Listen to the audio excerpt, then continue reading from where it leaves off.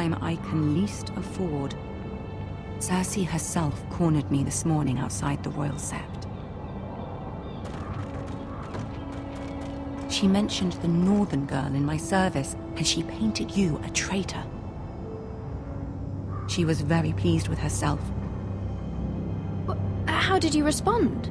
I told her you are one of my most trusted handmaidens, that you can hardly be blamed for the actions of your father and brother.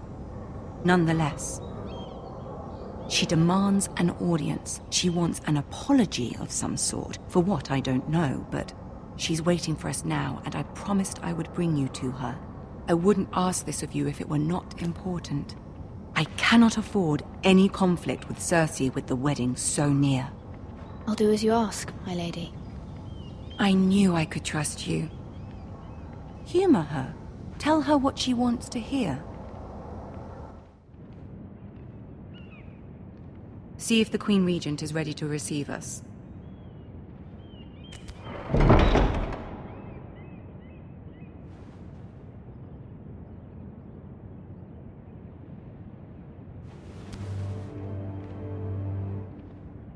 You'll be fine. I know you will.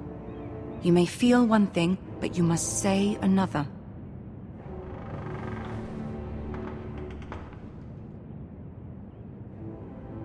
Good luck.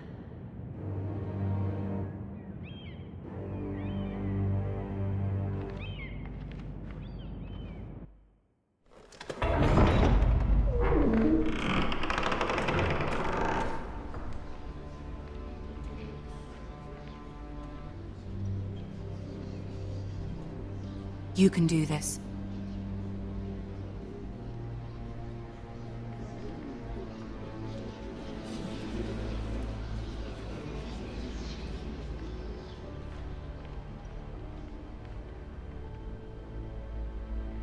Ah, Lady Marjorie. Aren't you looking lovely this evening? Lord Tyrion. Your Grace? With your permission, allow me to introduce Lady Mira of House Forrester.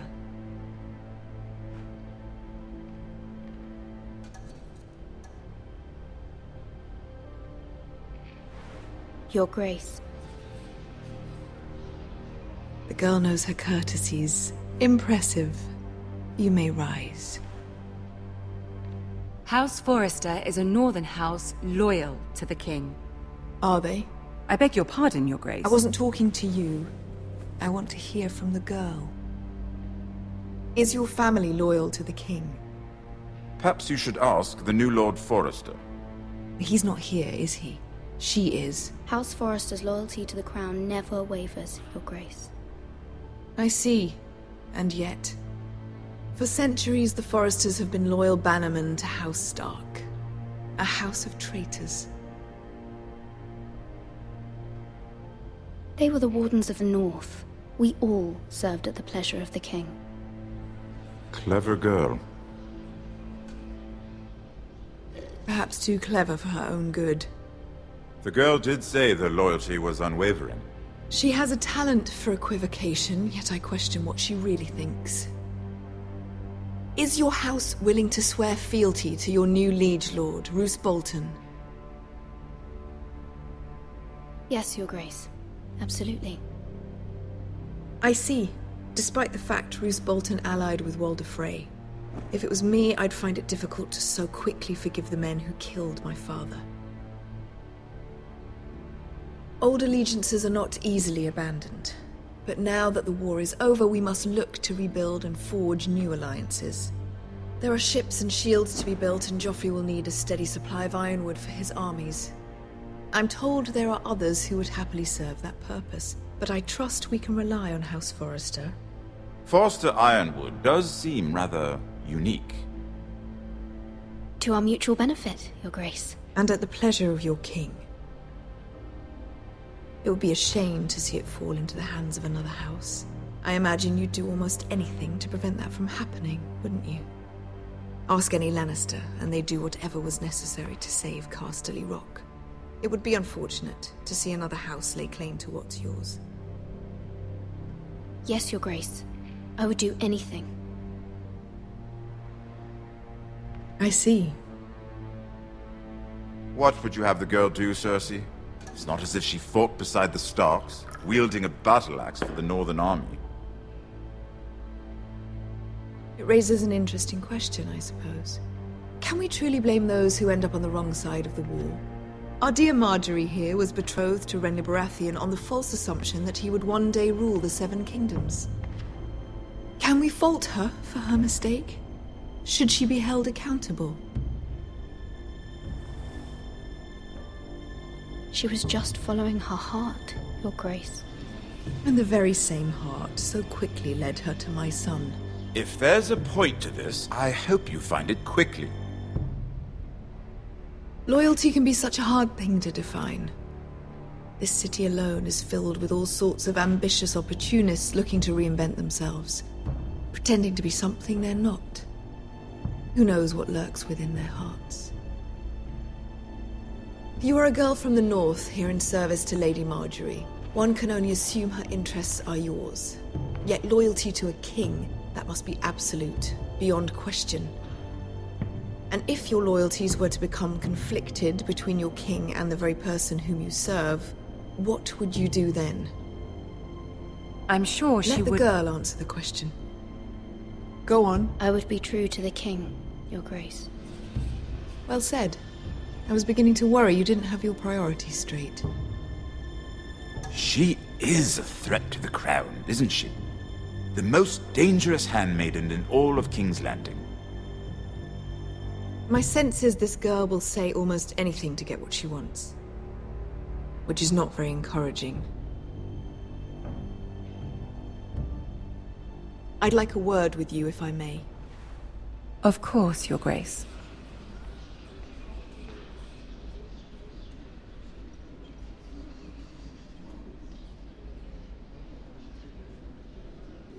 I'll walk you out. This may come as a surprise, but I met your father once, at the tourney at Lannisport. Even then he didn't trust Roose Bolton. We only spoke briefly, but your father struck me as an honorable man. You have my condolences for his loss. These would be trying times for your family, even under the best of circumstances. Thank you, Lord Tyrion. That's very kind of you to say. That certainly took courage. To so publicly declare your loyalty to Joffrey for all to hear. Poor Lady Marjorie was humiliated, although Cersei seemed quite pleased. It was quite the first impression. I, of course, found it all highly entertaining. I was trying to appease her. I think that was clear to everyone. My sister and I have our differences. She takes great pleasure in her little charades. I take mine in thwarting them. We must find our amusements where we can. She threatened to give your ironwood to another house. It is the Master of Coin who decides such matters. The Crown needs boats. Boats need wood, and I speak for the Crown in this regard, not her. What are you suggesting? I suppose the Crown could be persuaded to secure ironwood from House Forrester. Lady Marjorie might not look favorably on such an alliance, and it would infuriate Cersei. Although what would be amusing for me might prove rather dangerous for you and your house. Are you willing to risk that? It may be far too dangerous. I'm sorry, Lord Tyrion, but it's a risk I cannot afford. I admire your discretion. Now, if you'll excuse me, I promised Sansa I would join her for dinner tonight. 3 beautiful bottles of Dornish wine await my arrival. The mere thought of them makes me thirsty already. Thank you for the advice, Lord Tyrion. Just be careful. This is not the North. King's Landing can be a nest of vipers to the uninitiated.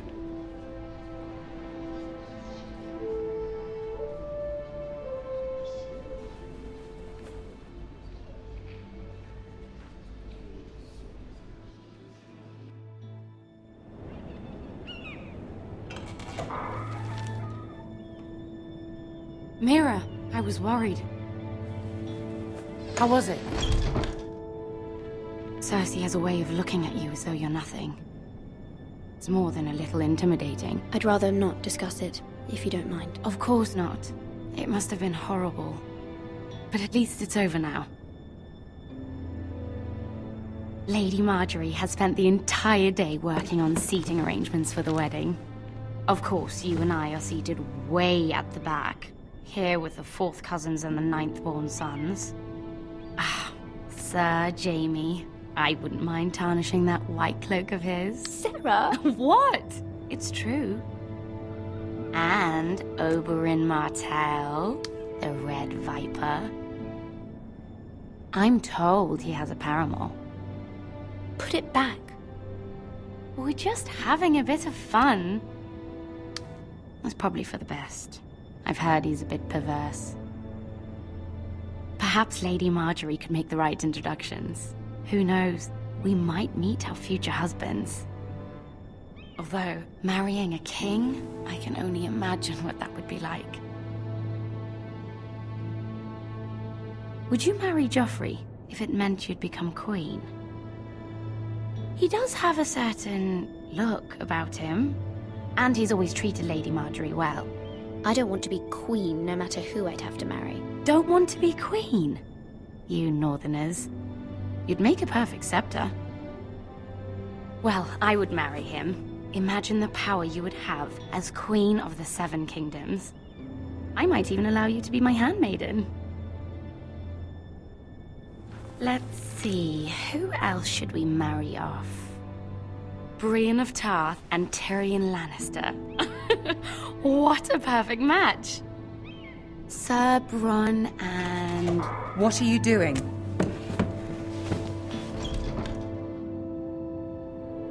Well? Sarah? We're sorry, my lady. We were just having fun. This is not a game. It's a battle plan. Allies and enemies can be made with every move. Yet they say it is men who are powerful.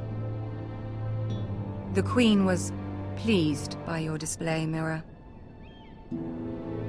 I'm just glad it's over. King's Landing can be exhausting sometimes.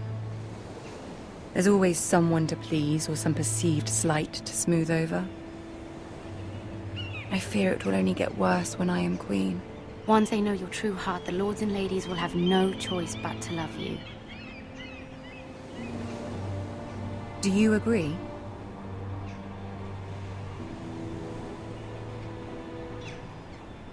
People are not always so easy to please. If you showed Cersei your true heart, she would stab it with a fork. You learn very quickly. You were brave agreeing to obey the Boltons. That cannot have been easy. I know you must fear what Lord Bolton might do to your family. I do appreciate your willingness to appease her, as difficult as it may have been. Thank you, my lady. There's been something on my mind. Something important.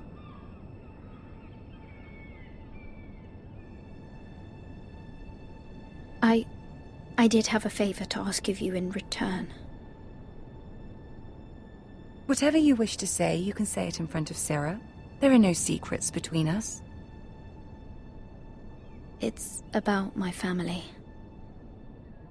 I trust her.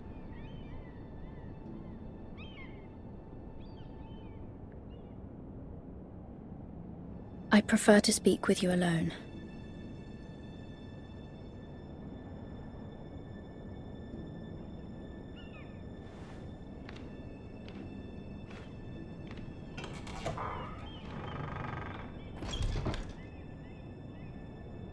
Go on. Ask. I received a letter from my family.